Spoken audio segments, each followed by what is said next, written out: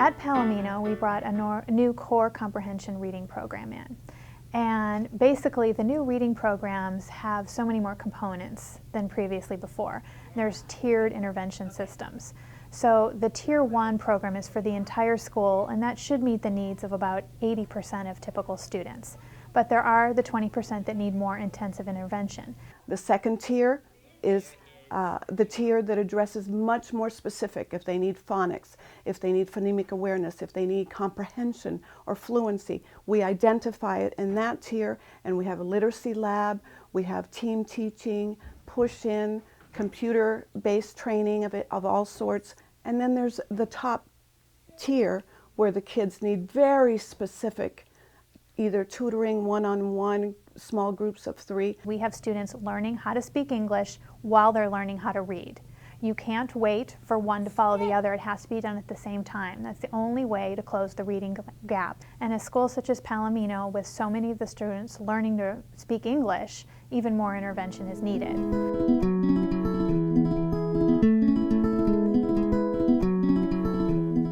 What's really interesting and unique is the students are involved in the assessment process. The data is not just held by the teachers. We teach the children to graph their own progress. We read every Friday a paper.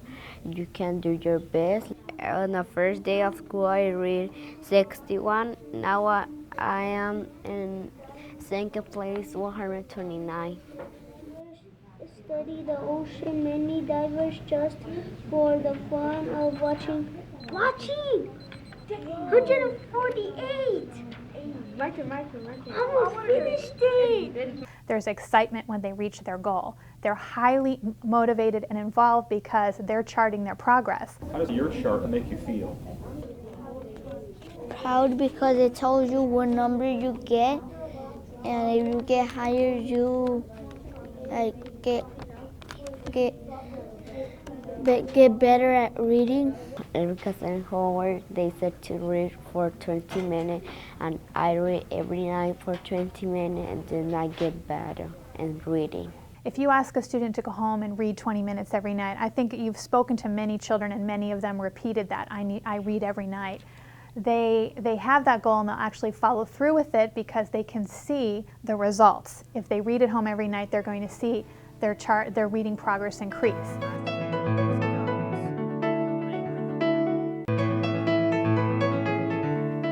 Teachers, administration, district, we all recognized that once again this is a very different model, and we all had to work together to address what was going on here.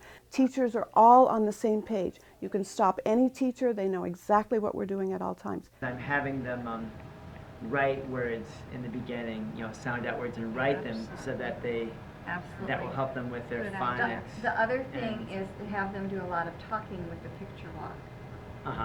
But it's a partnership. It has to be everybody that buys into the same vision, the same mission, from the child to the teacher, to the specialists, the reading specialists that are here, to the director, the principal, the district, all together have brought the school up. We began underperforming, and in 1 year we went to Performing Plus using this model.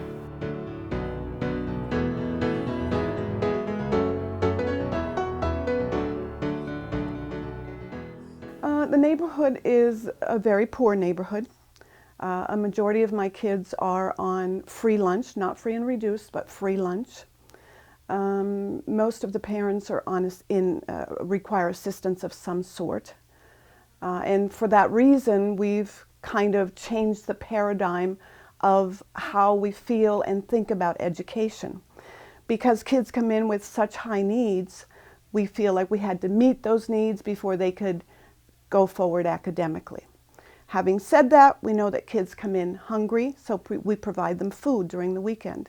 We know that kids come in with needs for medical attention, so we have a medical clinic on site. We had children with big abscesses on their teeth and their mouths. They could not learn that way, so we, in a partnership with Scottsdale Health, are the only school with an on-site dental clinic. We also have a clothes closet and a food pantry. Everything we do drives instruction. We call it a no excuse school. There is no excuse here. Everything that we do is so that a child is well enough, fed well enough, feels well enough to learn and absolutely succeed.